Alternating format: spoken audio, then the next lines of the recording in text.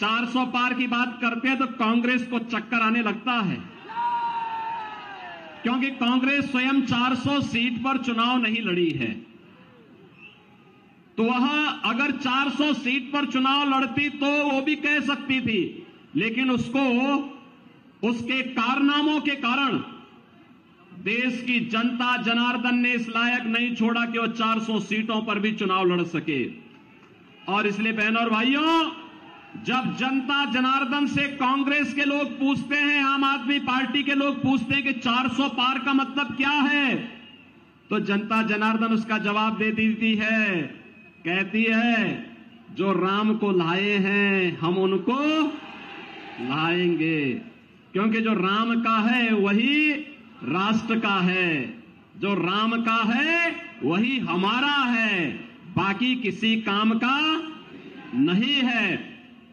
कांग्रेस के नेता तो पहले प्रभु राम को नकार चुके थे। पहले इन्होंने कहा था कि राम तो है ही नहीं। इन लोगों ने पहले ही कहा था, और अभी चुनाव के दौरान भी इनके एक बुद्धिदाता कह रहे थे भारत के अंदर राम मंदिर का निर्माण नहीं होना चाहिए था। हमने कहा भाई आपने बुद्धि कांग्रेस को दी होती तो कम से कम वो इटली में ही राम का मंदिर बना देते। भारत के अंदर तो बनाने के लिए हमारा इंतजार था ही, मोदी जी का इंतजार था ही, लेकिन अगर पहले बताए होते तो कांग्रेस को कहते कि भाई इटली में ही बना लो। लेकिन बहनों और भाइयों, उनको याद आ जा रही है, क्योंकि भगवान जब किसी की बुद्धि फेरते हैं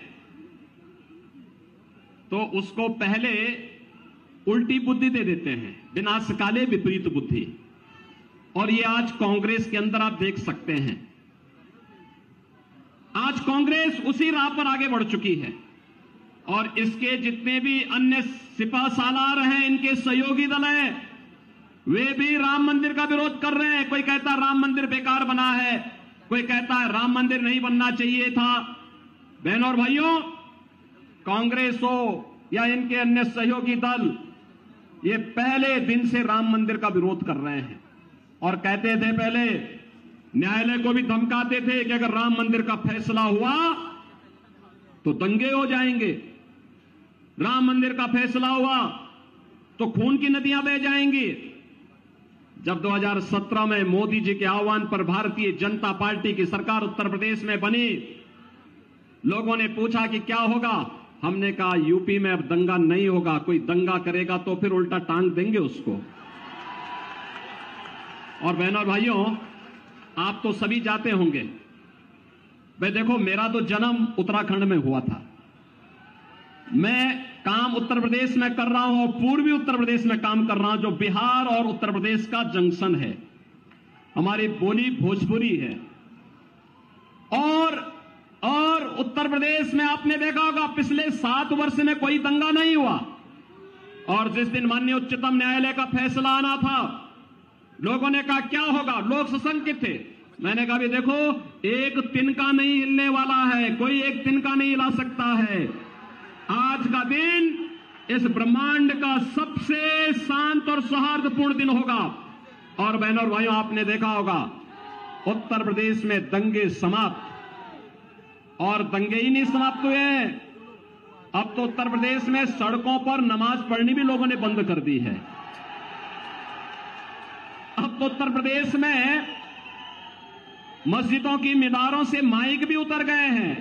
वो कह रहे हैं भैया अब हम लोग भी शांति से रहना चाहते हैं। तो ये शांति और सौहार्द की भूमि आज उत्तर प्रदेश बनी है। और अब तो अयोध्या में रामलला विराजमान भी हो गए हैं। कौन ऐसा भारतीय होगा, बहनों और भाइयों, कौन ऐसा भारतीय होगा जो अपने आप को गौरव की अनुभूति न करता हो अयोध्या में रामलला के विराजमान होने के लिए। 500 वर्षों के बाद यह अवसर हमारे सामने आया है, और इसीलिए हर जन से एक ही स्वर उमड़ रहा है, और वह है कि जो राम को लाए हैं हम उनको